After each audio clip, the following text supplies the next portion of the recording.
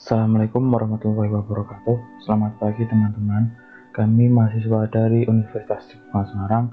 Di sini akan menjelaskan tentang akses kontrol dan password management serta permission and user. Perkenalkan dulu kelompok kami yang beranggotakan 1. Aditri Cahyono, terus selanjutnya Jino Lydia Ayu Maharani, selanjutnya saya sendiri Kamil Miftahul Ijatohe. Langsung saja ke materi yang pertama, akses kontrol and user and password management. Akses kontrol. Akses kontrol adalah suatu proses di mana user diberikan akses dan hak untuk melihat sistem, sumber, atau informasi. Prinsip-prinsip akses kontrol. Yang pertama, principle of least privilege.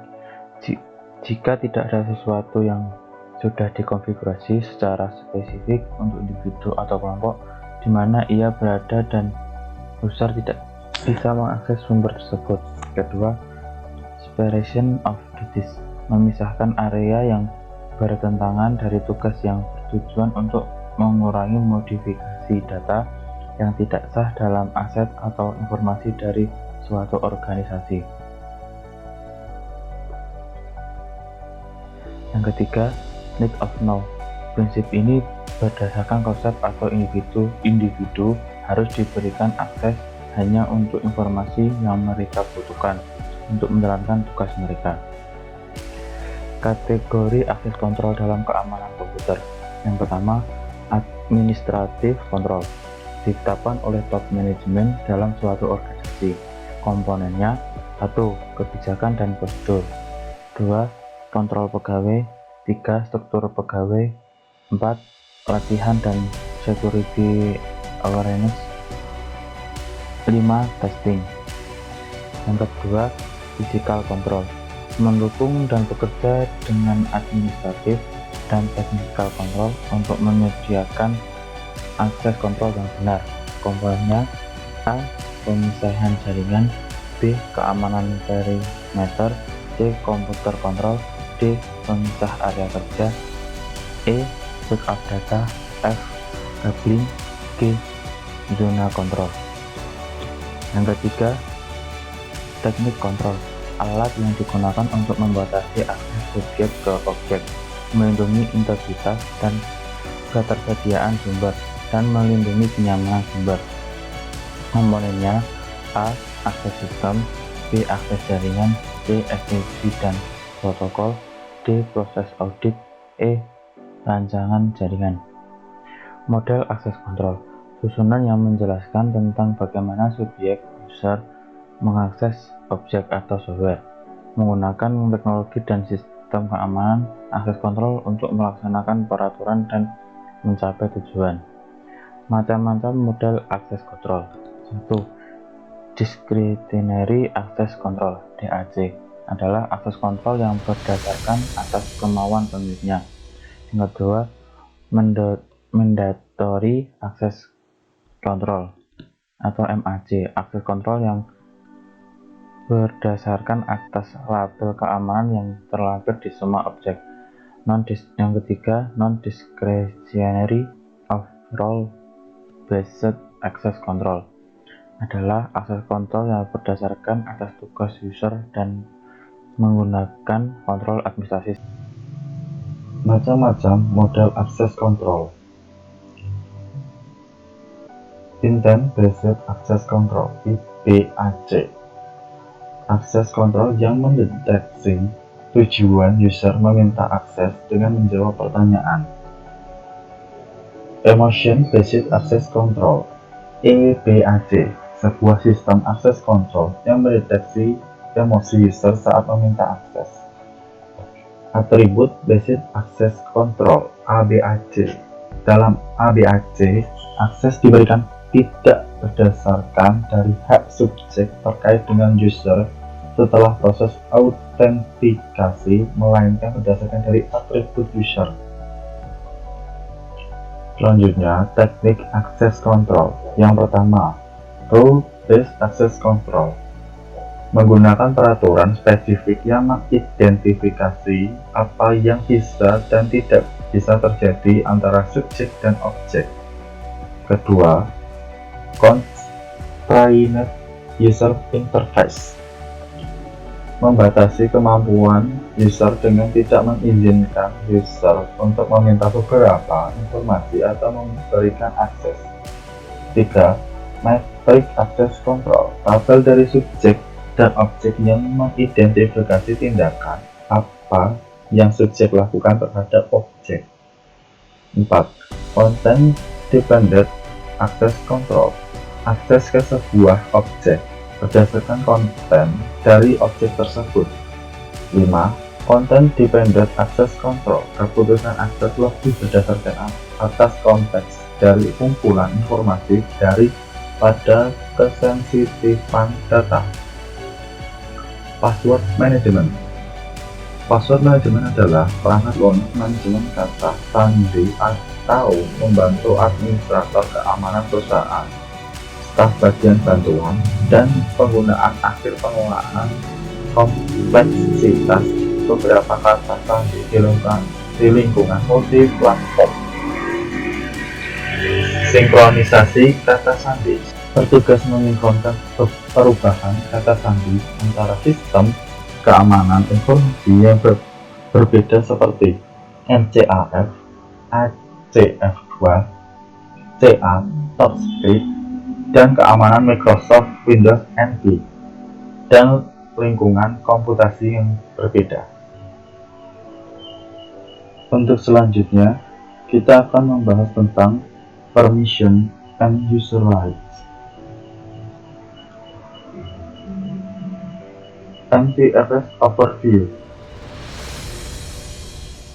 Di dalam format Windows, ada beberapa format file system yang diberikan oleh Windows, diantaranya CDFS, FAT, FAT32, dan NTFS.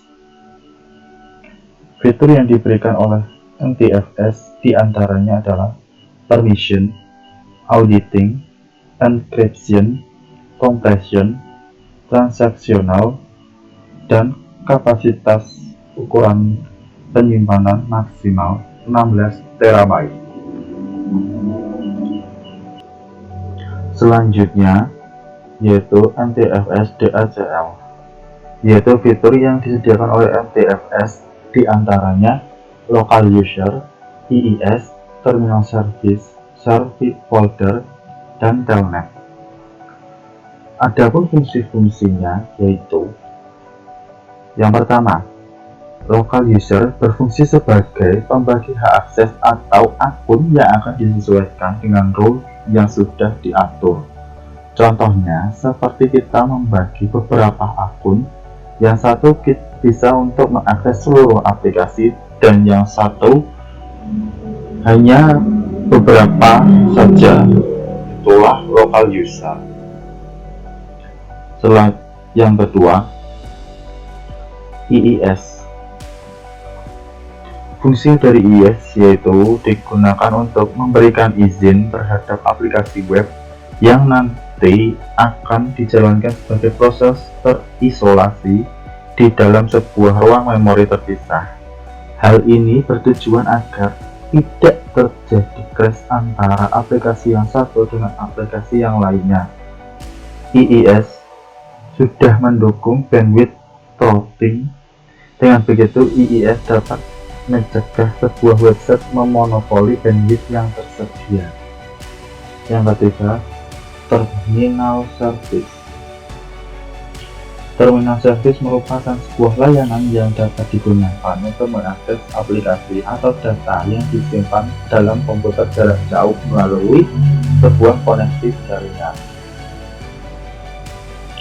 Yang keempat, share folder. Share folder berfungsi untuk sharing folder beserta file yang ada di dalamnya supaya perangkat lain dapat mengedit file yang ada di dalam folder tersebut. Selanjutnya yang kelima, telnet. Fungsi telnet yakni memungkinkan kita untuk mengakses sebuah komputer secara remote access atau pengendalian jarak jauh yang dapat dikendalikan dengan jaringan internet. seperti contohnya aplikasi TeamViewer atau Anidex. Advanced Security Setting. Di sini kita bisa melihat serta mengubah akses apa saja yang diizinkan oleh pengguna. Di sini juga ada permission can be inherited. Permission ini dibagi menjadi dua, yaitu explicit permission dan inherit permission. Explicit permission adalah izin yang dibuat langsung oleh sistem, sedangkan inherit permission adalah izin yang diberikan kepada objek dari objek induk. Inherit permission ini berguna sebagai penjaga konsistensi untuk seluruh objek dalam kontainer. NTFS Owner.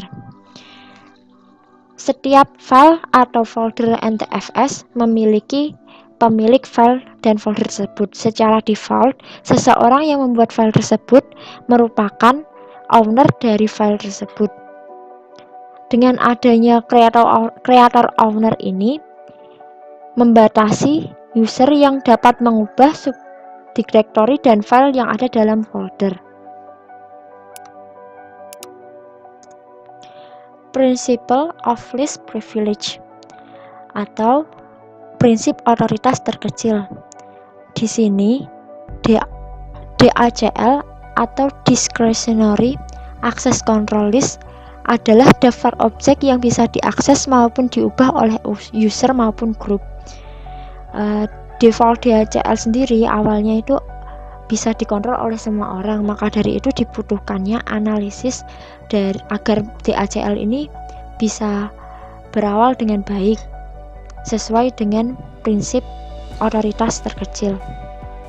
Misalnya creator owner bisa mengontrol semua, sedangkan authentic user hanya bisa membaca serta memodifikasi file.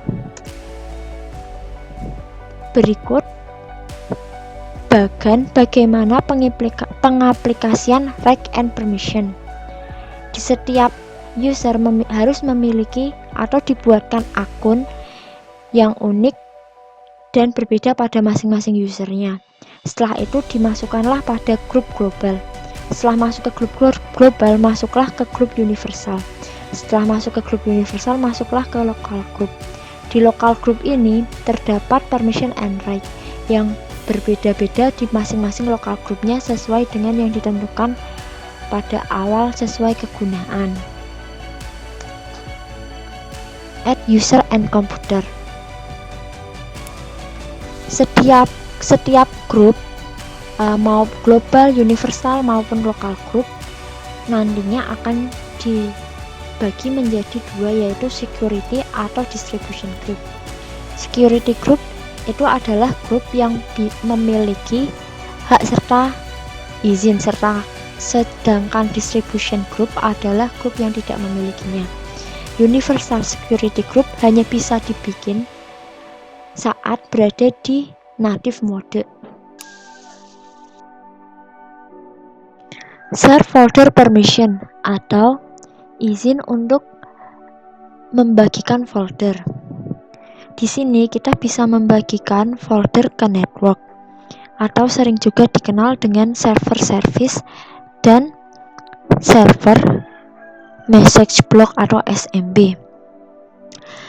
Dalam pembagiannya berikut adalah beberapa karakteristiknya. Misalnya nama file bisa sama dengan nama file lainnya. Setelah itu, hidden and administrative share. Di sini kita juga kadang ada file yang di-share namun terhidden dengan karakteristik adanya tanda dolar ini di dalam nama file.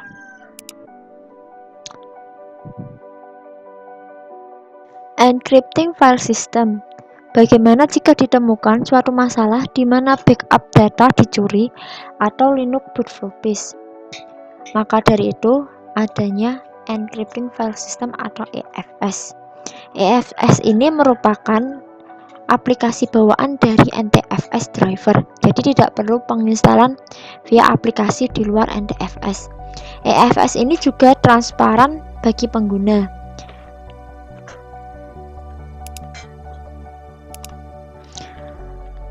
Cukup sekian penjelasan kelompok kami mengenai materi yang telah kami sampaikan. Apabila ada kesalahan pada penyampaian materi, kami mohon maaf. Wassalamualaikum warahmatullahi wabarakatuh.